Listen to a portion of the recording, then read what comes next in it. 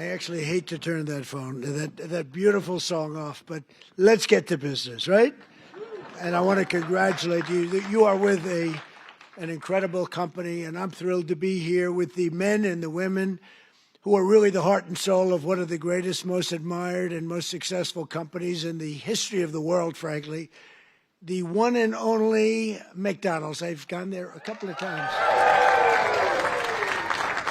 And I'm honored to stand before you as the very first former McDonald's fry cook ever to become president of the United States. And I actually was there for about 30 minutes, and that was 30 minutes longer than Kamala was there, right? Despite her job at McDonald's, that didn't work out too well. And the person at McDonald's that informed us off the record that she never worked there, whoever you are, we appreciate that. That was very nice. But I want to thank, you know, the famous Sundar and Sergey Brin. These are two guys that own and run a place called Google. They called me the following day after I did that McDonald's little skit, because it wasn't a commercial. You got it for nothing. It was a skit. And they told me that, and I didn't know them. I said, who are they? They own Google. I said, that's pretty good. That's not bad. And that it received more hits than anything else in the history of Google, and that records, it still stands. So congratulations on allowing us to use it, but you made a very good deal as usual. But you know, in the old days, McDonald's and many others would call me to do this kind of a thing, come over and say some words and talk, and they'd pay me millions of dollars. Likewise, they'd do it. They'd call others, only superstars, and they'd pay them millions of dollars to speak. And as president, I'm doing this damn thing for nothing, okay? And you know what? Because it's you, it's an honor to do it, and it's an honor to be here. Really, the job that McDonald's has done is incredible, and that you're doing. But as you may have heard, I'm also one of your all-time most loyal customers. I really am. Well, I think that's good. I'm pretty sure that's good. While other politicians fly around on campaign planes stocked with expensive catering, on Trump Force One, prior to ascending to Air Force One, which is quite a nice plane also, we served only McDonald's almost every time. On occasion, we couldn't find one, which is pretty hard to believe. We'd go another route. But we really did. You fed us very well, and I even got Bobby Kennedy to eat a Big Mac. And he told me he loved it. He didn't want that publicized. He told me he loved it. I thought it was great. I want to thank McDonald's chairman and CEO, Chris Kempczinski, who I just met backstage. I guess gave him a little piece of my speech signed. I said, do you want to keep this? You can either hang it, you can give it to somebody, you can throw it away. I don't care. But I don't stay on the speech too long anyway, you know, so usually those speeches aren't too accurate, what I give. But McDonald's USA president is here, Joe Erlinger. Joe, wherever you may be, thank you very much. Thank you, Joe. Good job, along with everyone from the International Franchise Association, which does really fantastic work. I've heard from many people you do a fantastic job. So thanks as well to two former McDonald's operators now serving in Congress, Representative Kevin Hern and Chuck Edwards. Are you here, fellas? Come on, fellas. And they're warriors, those two. They're warriors. Thank you very much. Great job. And, of course, let me thank the people who truly keep the McDonald's magic alive, the incredible franchisees, and you got a lot of them here today. Yeah, and you're the heart and soul, and they would tell you that all the time. They tell me that. You carry on the commitment to what Ray Kroc said he wanted from every McDonald's restaurant, perfection. Have you heard that? Perfection. That was very strong. Ray liked to say that if you think small, you'll stay small, and that's why no one thinks bigger than McDonald's, not in your industry, and probably never will. I don't know if anybody can ever catch you. I doubt it. Every single day you feed an incredible 1% of the entire world population, 70 million meals every day. An amazing 1 in 8 Americans works behind the counter of a McDonald's franchise at some point in their lives. Yeah, we heard about that. I heard about that. Wasn't true in that particular case, but for tens of millions of our citizens, the road to the American dream starts beneath the golden arches, beautiful golden arches. So to each and every one of you, thank you and congratulations on 70 years of American greatness. Congratulations. And, you know, I just might add, this is also the golden age of America because we are doing better than we've ever done as a country. Prices are coming down and all of that stuff. And, you know, they talk about different terms for that. But I will tell you that nobody has done what we've done in terms of pricing. We took over a mess. We had the highest, think of it, the highest inflation in the history of our country. They say 48 years it was the history of our country. And now we have normal inflation. We're going to get it a little bit lower, frankly, but we have normal. We've normalized it. We have it down to a low level, but we're going to get it a little bit lower. We want perfection. You know, you always want 1%. I don't know if anybody knows. You don't want 0. 0 can be bad. Then you start going the other route. That's no good either. Then you say, what's worse, deflation or inflation? But we have it almost at the sweet spot, and prices are coming down on different things. One of your groups that you admire, I admire, Walmart, came up last week and they announced that Thanksgiving this year is 25% less. All of the accoutrements, that Thanksgiving is 25% less than it was last year under Sleepy Joe Biden. So that's a big statement. And others have followed up by saying just about that. And to your leader, when we met, I said, how are you doing with prices? Prices are coming down. He said, we were up 40% because of Biden and inflation, and they're coming down, and they're coming down rapidly. So I hope that all continues to go, but we're really doing well as a country. Most importantly, however, I will tell you, big picture, we have over $17 trillion being invested in our country in 9 months. It's now just about ready to crack 18, and by the end of 1 year, we will have about $20 to $21 trillion invested in our country. That's more by 10 times the highest amount ever invested in any country ever before. And it's largely because of tariffs and, I think, November 5th election. But it's the largest amount. As an example, so if we have 20 or 21 in 1 year, 21 trillion, think of what that is. That's car factories, that's AI, it's everything. They're all coming back because of the tariffs. They're all coming back because they don't want to pay 15, 20, 30, 100% tariff. It wasn't that complicated. People are saying, you know, Trump was right. It really wasn't that complicated, but it's been amazing. As an example, if you take me at 20 for 1 year, Sleepy Joe Biden, you know what he was? Less than 1 for 4 years. And if they got elected, they would have been at minus 10 because people were moving out of the country in record numbers, and welfare and other charges were increasing at levels that nobody has ever seen before. So you would have had double and maybe 50%, maybe literally more than they've ever seen. Welfare was going up. Everything was going up. Government jobs were going up. Real jobs were going down. So you would have had that catastrophe, and on top of it, instead of 20 trillion coming in, you would have had 10 trillion leaving our country. In other words, you would have had a catastrophe. You probably would have had a bankrupt country. You are so damn lucky that I won that election. I'm telling you.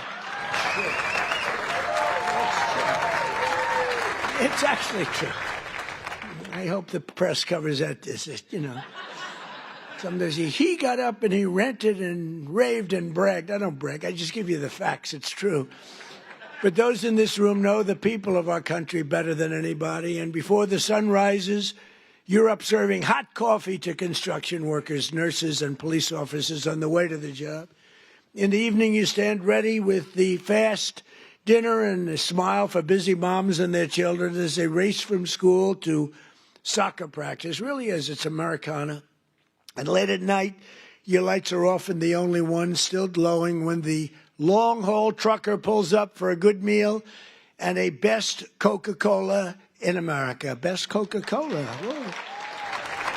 And I'll bet they use real sugar in your Coca-Cola. You know, they didn't in the United States. I said to the head of Coca-Cola, you got to go to sugar. They do in other countries. And you know what? They went to sugar. Isn't that nice? I said, you got to go to sugar. Just like I said, why is the Gulf of Mexico called the Gulf of Mexico?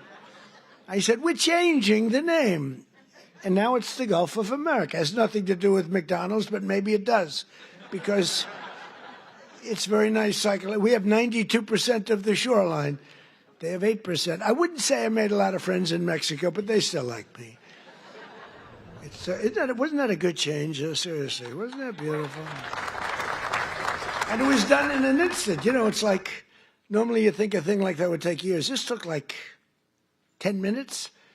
I asked somebody, good lawyers in my office, I said, would I be able to change the Gulf of Mexico? Is that possible to the Gulf? Sir, it's been that way for 350 years. You know, they were here 100 years before us. We're 250, they were 350. It's been called the Gulf of Mexico, sir, for 350 years. I said, that's not the question. Am I able to change it? Yes. What do I do? Just give us the order and we'll do it. And I did, and we changed it, and everybody's happy. Well, not everybody, but most people. Most people are happy, but it's great prestige for our country. You know, it's tremendous prestige for our country. And that's good for McDonald's, and that's good for everybody else. As president, I want you to know that I'm fighting every day to support small businesses like yours and the citizens that we all serve. And together we're fighting for an economy where everyone can win, from the cashier starting her first job to a franchisee opening his first location to the young family in a drive-through line. I've been on that line many times. Actually, that line was incredible in the commercial, right? It wasn't a commercial. It was about, but they have the line. The people had no idea. So I made the French fries. The guy was really good. He had a great wrist. He was, sir. He was going like, sir. Yeah. It was not that easy. But I got it sort of finally. Not the greatest, but I get it, pouring it in, asking him all sorts of stupid questions. But it was very interesting. Amazing. A little thing is not, it's a little complex, right? To father and son over there that own a lot. They're very rich people. But I'll tell you what. I asked, how many do you have? Sir, I have 59. I said, you're rich. But you know, nobody knew in the line. The line was a long line. They had 25,000 people, so somebody let them know we were coming. It was toward the end of the campaign. And after I did the French fries and did some other things, I then stood at the window. And the people would drive up, a little bored in all fairness. You know, it is, I mean, they're waiting for a hamburger, okay?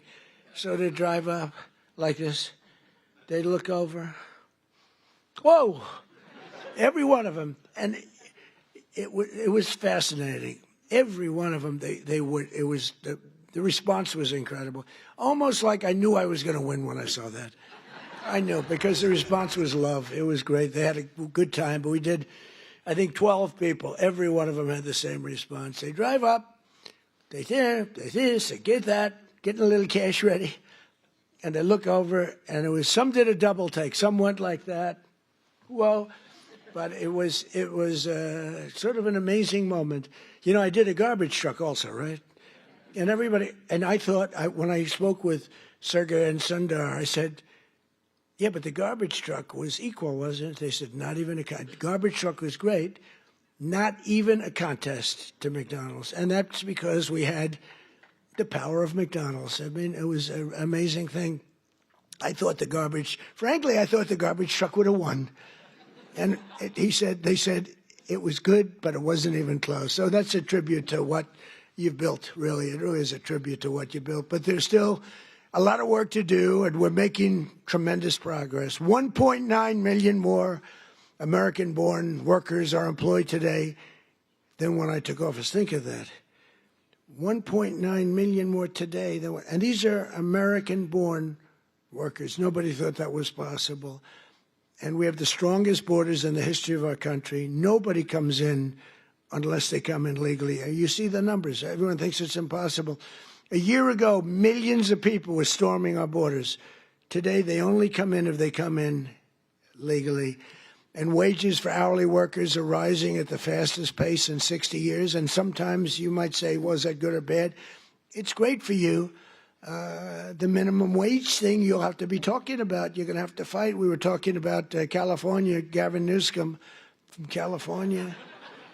And I knew he's laying siege on the minimum wage. And you people probably know, because that's a very complex subject, and you people probably know better than anybody the impact one way or the other, good or bad. And you're going to let your local congressmen, your senators know about it. But in 9 months, we've lifted over 600,000 Americans off a food stamp, and that's a record. And it's because we really have a strong economy. I mean, we're building thousands and thousands of factories all over this country. Wait till they open up. You're going to see something like we've never seen before. You know, we lost our auto industry. 54% of our auto industry left for other places over the years. And I think we're going to get it more than all back. They're coming in from Mexico, from Canada, from Germany. They're coming in from Japan.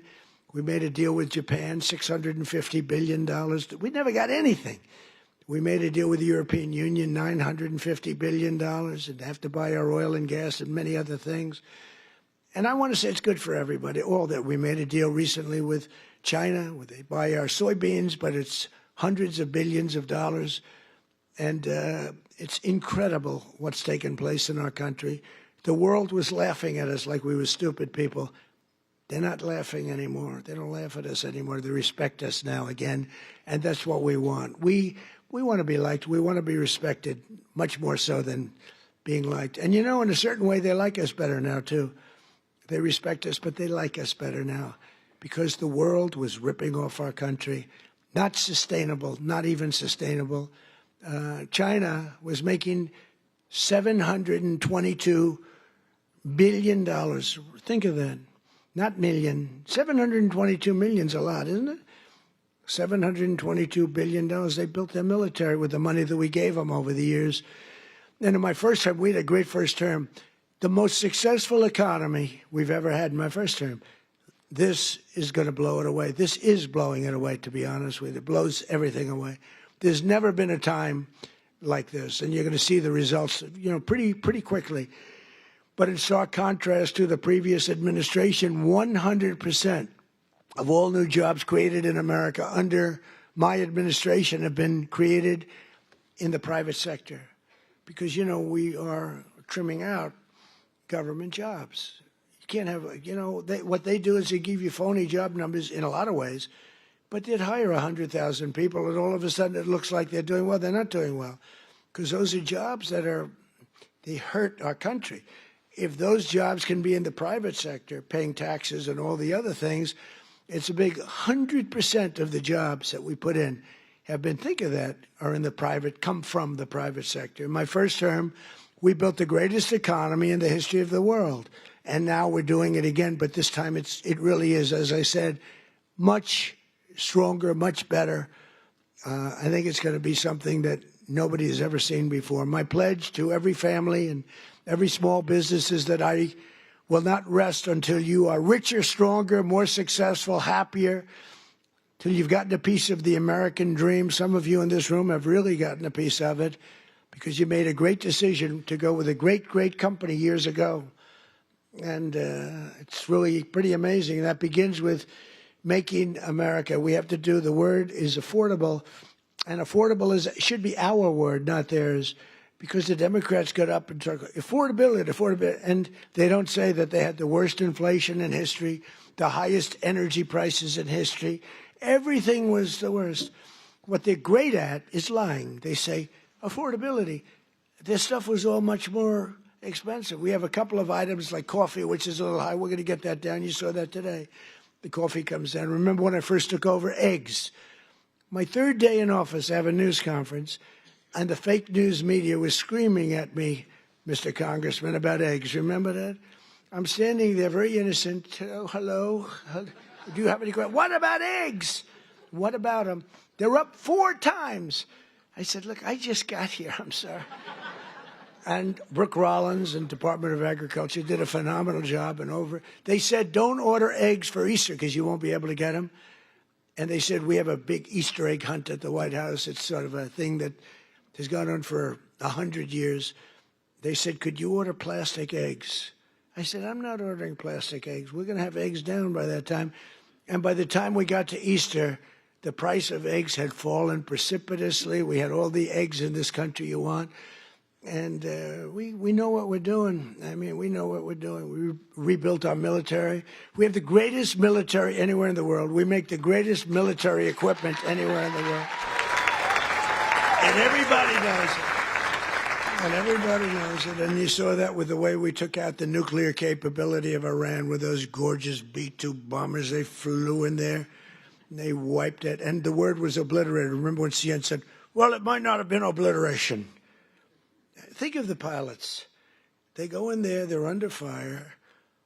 I was watching this from the Situation Room, and you get to see things in situations that you wouldn't believe.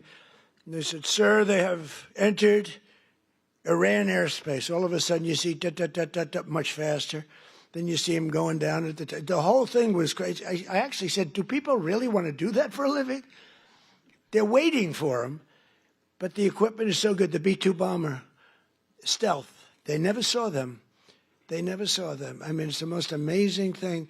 And I honored the pilots at the White House. I had them brought in, along with mechanics and a lot of other people. We brought them to the White House to give a little celebration because they flew 37 hours flawlessly. Now compare that to the Jimmy Carter Iran situation with the helicopters crashing and the this and the, oh, what a horror, and the hostages. And I said, we can't let that happen, but we have a great team. General Raisin Kane is unbelievable. The whole group is unbelievable. And they went in, and I brought them into the White House, and I brought them then into the Oval Office, the pilots. And we met them, all handsome. They look like Tom Cruise. They really do. I don't want to be a wise guy and say, but taller. I'm not going to say that. No, they're perfect specimens. I mean, these guys are like from a movie. I could take everyone, put them in a movie. And I said to him, so what's the story with that raid? Did you expect, because you remember I pulled it back? Because I saw reporting that we're going to be leaving at a certain time. And I said to the general, is that not good that they think that? And they sort of got it right. They saw a lot of activity. Actually, you know why? They saw one of the things. They saw a lot of unbelievable activity going on at the McDonald's next to the base where they take off. The McDonald's was doing 5 times. They were going crazy. So they say, there's something going on over there. The biggest activity that McDonald's had ever had.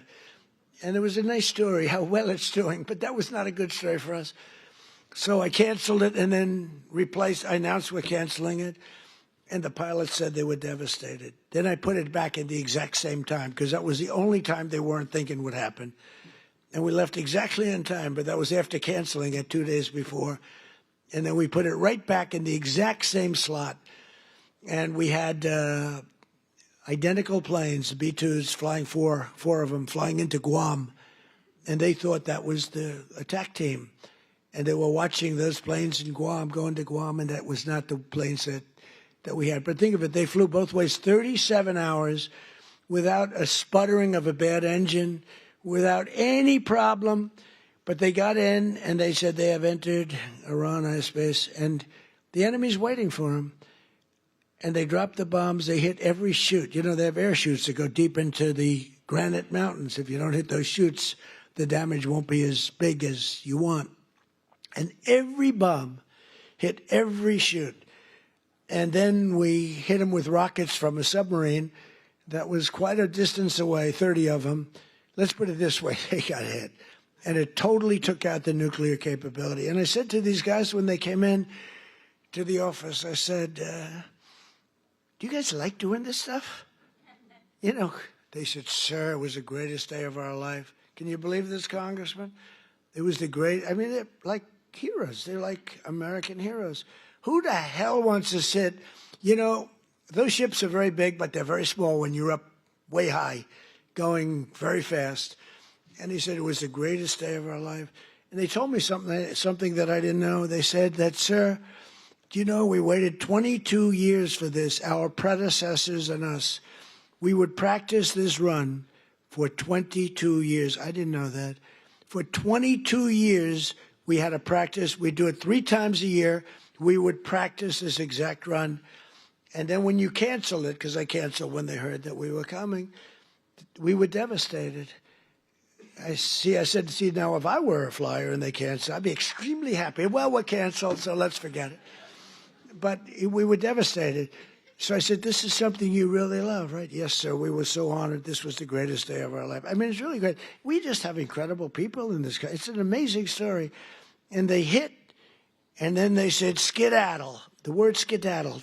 And that plane went like this. You know, when it drops a bomb, it goes down very steeply because that gives it a better angle and, you know, more speed for the bomb. Very, very heavy bombs. And they go, boom. And as soon as those things, the one pilot, the first one said, skedaddle. And that thing just turned in its side. And it's so unbelievable. And that knocked out Iran nuclear capability. And all of the Middle East became a different place. And now we have peace in the Middle East. And at the United Nations today, they approved the Board of Peace, which is I'm going to chair. And we're picking the leaders or the heads of the most important nations in the world. I think it'll be a board like no other than perhaps the McDonald's board. You have a very good board. You actually have a very good board. But nobody thought a thing like that was. This just happened today. The Board of Peace, and it's going to be comprised of myself and leaders of other very important nations and very respected nations. And it's going to be something I think is going to be very important. It was just approved. It was just endorsed by the United Nations. It was pretty great. It's a big thing. I think it's one of the most important things the United Nations will ever do, actually. But Joe Biden's prices and his hikes cost a typical American family an estimated $33,000 and hit your workers and your customers and your small businesses. Very, very hard. The Biden administration started the affordability crisis, and my administration is ending it. I'm ending it. Prices are way down. If you just look, so we don't have, as I said, the inflation, but our energy prices are way down. And, you know, despite hamburgers being a big business, energy is one business that's bigger. When you get energy down, everything else is affected. If you start bringing the price of gas, that's like a massive tax cut. And they were selling, you know, they were having gasoline at $4.75 a gallon and $4.50, $3.50, $3.75. We're going to be able, it looks like we're going to be able to hit $2 a gallon in the not too distant future. But let's say we're $2.50, $2.70. Other than places like California, that's not fair because they put so high a tax on that you're really paying a lot of that price is the tax that you're paying to government, which is horrible, actually, what they do. But the price of gasoline and the price of energy is way down. So when energy comes down, you make the donuts, you make the chicken, you make whatever you're making. Everything is all about energy. You have to deliver it. You have the trucks. You have the fuel. When energy comes down, and it's come down fast, we had an expression, drill, baby, drill. And I drilled, baby, drilled, I tell you, we drilled. And last month it was announced we produced more oil and gas than any time in the history of our country by far.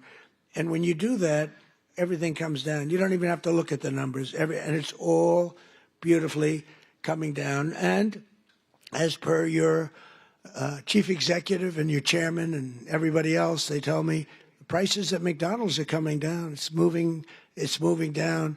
Unfortunately, they were so high in the last administration that people aren't that happy because it was so high. So even though it's coming down and coming down a lot, they want to see where it was, like when I was president. And we'll be getting it very close to that number, maybe even better, depending on what we do with energy. But the energy's coming way down. In the 9 months since I took office, we've stopped inflation in the tracks. Since January, the core inflation has been the lowest in just about 8 years, just changed. It was 4 years, now it's 8 years. It just changed about an hour. They just said, sir, if you want, we can rewrite the speech. I said, no, I can remember it very nicely. Thank you. I'm not Biden. In the past 6 months, the price of breakfast items has fallen 14%. Bread prices are down. Dairy prices are down. And the price of eggs has declined 86% since March, and much more than that since when I took over. Because when I took over, it was an egg crisis, as we said. And I want to give a very special thanks to McDonald's for slashing prices for your most popular items, bringing back extra value meals, and I hear you're recommitting to the affordable options of Americans that we really know and love, all of the items that we love.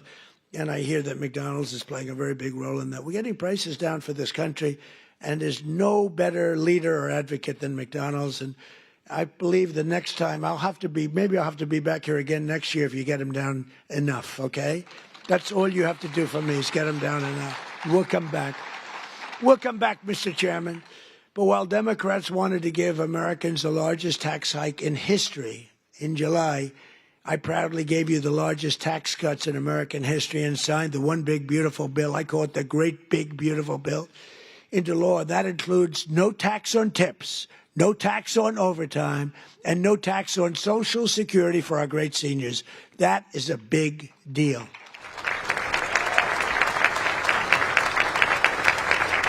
So the great big beautiful bill is the biggest piece of legislation ever passed in our country's history.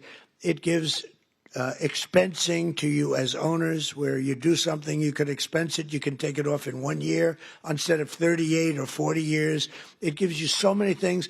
And I'm not giving it to you, I'm giving it to the people that you're hiring, because I'm giving it for jobs. You're going to expand, you're going to do tremendously, you spend money, and you can write it off quickly as opposed to over a period of many, many years. The typical waiter, waitress, or police officer will take home roughly $2,000 extra each year because of just what we've done on taxes. And the tax cut bill, and I call it the tax cut bill, is also a big boost to small businesses like yours. It includes permanent expensing. And again, the biggest thing I did in my first tax cut bill, and this also expanded and extended that, was the expensing, the 100% expensing. But now we have the expensing for a 10-year period, so for 10 years. And frankly, I sort of said, let's make it 2 years because, I want the results to be immediate. 10 years, they can take their time. I had a lot of pushback, including from these guys. They said, no, the right thing. It might have been good for us politically, but it's better what we did ultimately for the country. So we have 10-year full expensing. Nobody thought that was possible to get. We also expanded tax relief for all franchisees and made the pass-through deduction permanent. It's now permanent. And very importantly, under our tax cut bill, we virtually eliminated the unfair estate tax or death tax, so you can keep your family business in the family, your children, if you love your children. If you leave your beautiful place to your children, you won't have estate tax, small business. Now, if you don't love your children, you don't really care what I'm saying right now. I've only had 2 or 3 people over the years that say, I take a vote. Does anybody in this room dislike their children where you're not leaving it to your children? And, it's always blank, blank, blank. Then all of a sudden, one guy about 6 rows back, okay. And I thought he was kidding. I said, oh, that's so funny. I'm not kidding. My kid is no good. I'm not. And I said, this is amazing. So he's not so happy with this, but it's all right. But think of it, farmers especially, where they'd have a farm. And the expression, the land rich, cash poor a little bit, but they have a great, wonderful thing and a way of life that they wouldn't change with anybody, not even a franchisee, right? They don't want a McDonald's. If they have a farm, they love their farm, just like you love what you're doing. But the farmers were dying, leaving their farm to their children. The value of the farm was high. They'd go out, they'd have a tremendous estate tax or death tax, and it would so much. I mean, the percentage is crazy how high. They'd end up losing the farm in bankruptcy. They'd go out and borrow all this money to pay the tax, the estate tax. They'd put a mortgage on the farm, and they'd end up losing the farm. Many of them committed suicide. They would commit suicide. It was such a horrible thing that was happening. And we've ended, think of that, the death tax, the estate tax on the small businesses. So I hope you're around for a long time. You don't have to think about it. but it's a great thing for your family, and it's, a great thing for longevity. You treat your franchise just like a farmer treats his farm. You love it. You're there early, you're cleaning it, little touch of paint here or there. There's a little spot on the ceiling, drives you crazy, right? It's, it's love. It's love for what you do. It's amazing the job you do, too. I see it. I've been in plenty of McDonald's that clean beautifully.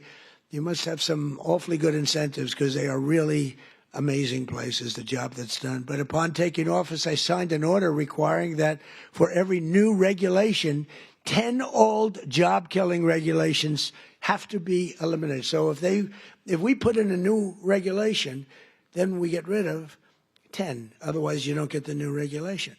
And, we got rid of the drip, drip water. We call it the drip, drip, where drip drips out of the sink. States with tremendous water, so much water, they have nothing but problems getting rid. They had restrictions on water. It comes down from heaven, right? They had restrictions on water. So you want to wash your hands, or like me, I want to wash my hair. I lather up, and I turn that, and there's no water. The water's drip. They put a restrictor on. I won't mention the third item in the bathroom because I always get criticized. I used to mention that, but I don't mention it anymore because you know what I think you do. If you don't know what I'm talking about, then you shouldn't be owning a McDonald's franchise. You wouldn't do well even with a McDonald's franchise. But no, the water restrictions totally lifted. All restrictors are gone. And it's interesting. Your dishwashers were covered, right? You had no water. I was with some of the people that make them, Whirlpool and others, and they said, sir, they won't give us the water to use in our dishwashers or use in our washing machines. The washing machines have no water. I mean, it's like a glass of water, half a glass of water. We need water. And I said, how bad is it? He said, well, like the dishwasher. They put the dishes in, and they just keep pressing the button, they end up using more water. So I gave them, as you know, unlimited water. Biden came back with a rigged election, and he immediately restricted the water again. But I came back in and immediately unrestricted again. So now you have unlimited water to clean your damn dishes, okay? And other things. Your hands. Didn't you hate that? You walk in to wash your hands. I'm a big hands guy. I like to wash my hands. I used to hate shaking hands. Now, once you run for office, you better like shaking hands or you got a problem. You ever see a politician? No, I don't want to shake hands. Can you do that? I don't think you wouldn't be a politician very long. I actually thought that with COVID, that would be the end because, they didn't want you to shake. I said, well, but then it came back a little bit slowly, then eventually. But when you're a politician, you have to shake hands. So I like washing my hands. And you'd go into the sink, new places generally, and you turn on the water, and there's literally no water. And how about the places that think they're going to save a fortune, so they spend a lot of money, where the water turns off there. You press the thing, which you hate to do, your hands. You don't like to press. So you get the towel, you press it, you wash it, and the water stops. So they have both a restrictor and a stopper.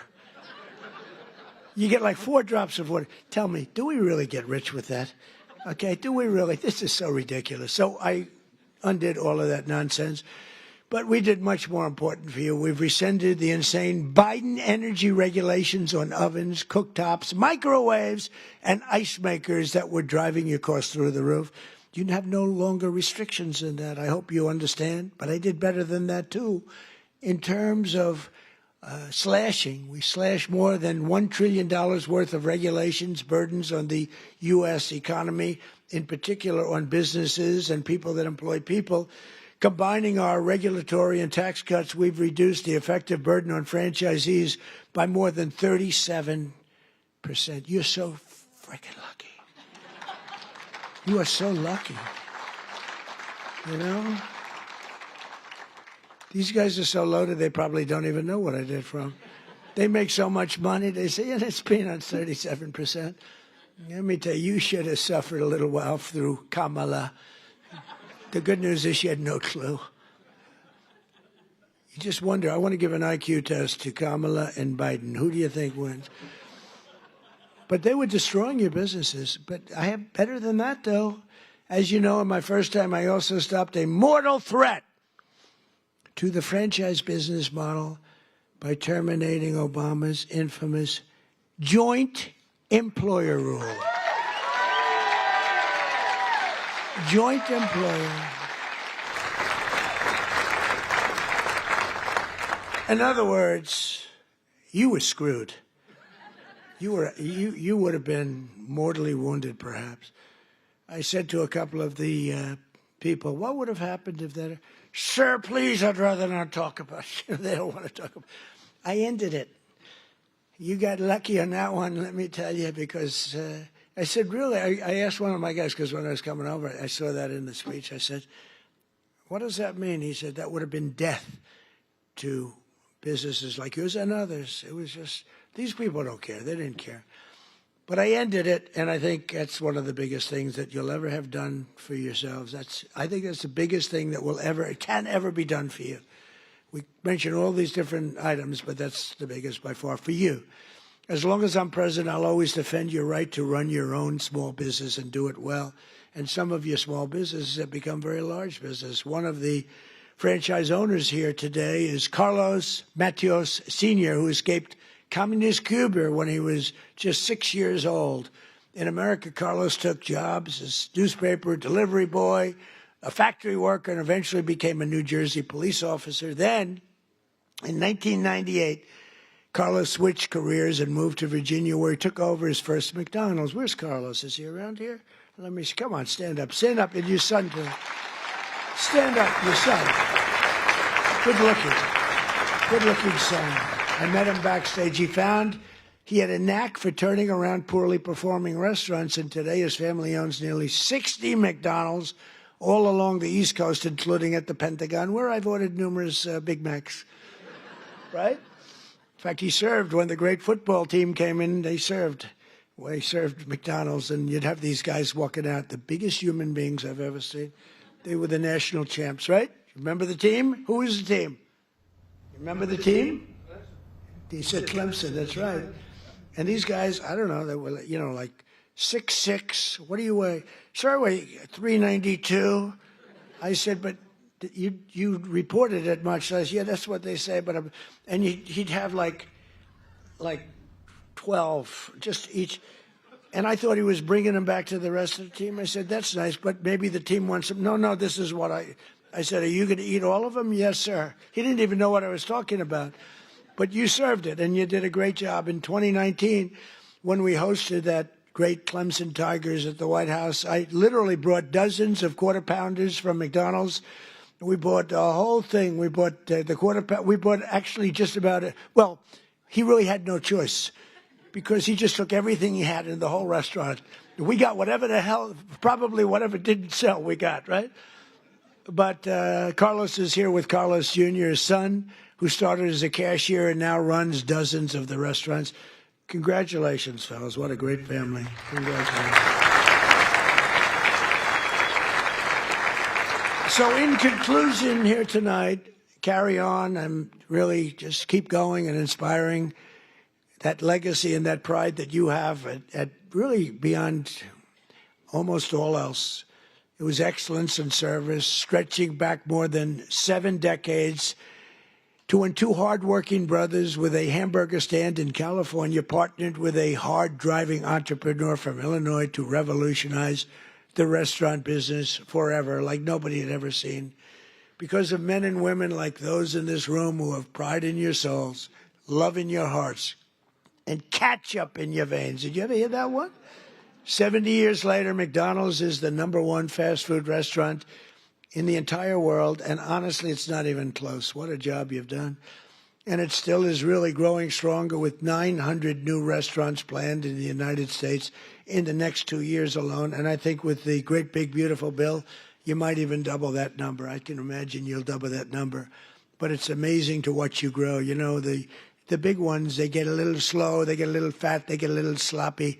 This is a company that's gone just the opposite. You've gotten more and more competitive. I look at your numbers. You've gotten more and more competitive over the years, over the generations. Your spirit, generosity, and devotion to your communities has really made McDonald's a symbol of American values, aspiration, and success that's recognized all over the world. You are recognized all over the world, something that, and there's a lot of great I mean, compared to the total, not so many, but there's a lot of great leaders, great companies.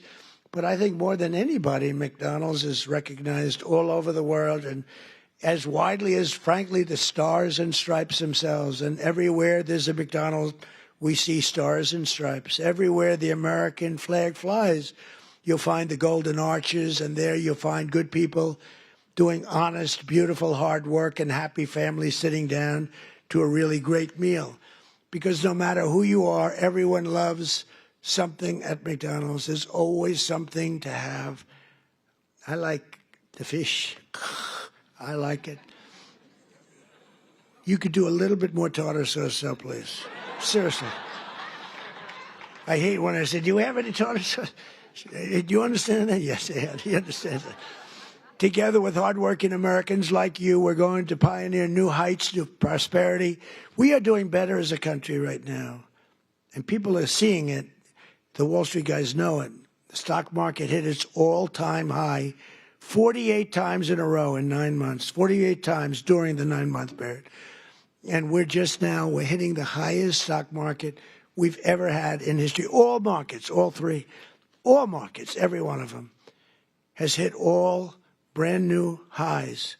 It's a good time to be making this speech, because when you make one of these speeches, if you're doing lousy, it's not good. And you know, the stock market, you can say what you want, but it's a hell of an indicator. It's really a hell of an indicator. Your stock is doing phenomenally. But the stock market has hit an all-time high 48 times during the last 9 months. So we're going to pioneer new heights even from that. These new heights of prosperity are going to be incredible.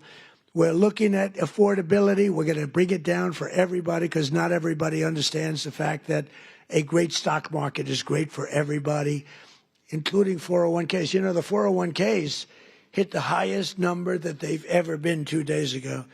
And that's a lot of people. So they understand what's going on. And we're going to make the American dream two words that you didn't have. You didn't have those 2 words. Remember when Biden said, it's all about 3 words, the American dream. You don't want to ever get in that situation. Remember that? That was not good.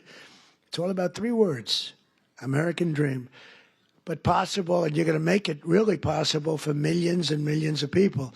And you have an administration that's got your back. You don't have an administration that wants to put you out of business, that wants to take away your water, that wants to have you not use a microwave oven, that wants to do all these horrible things that are going to destroy you. They were looking to destroy you and other businesses too.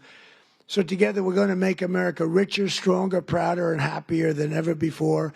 And you people can be very, very proud of the job you've done. You're respected all over the world, and it's an honor to be with the McDonald's. Thank you very much, everybody. Thank you.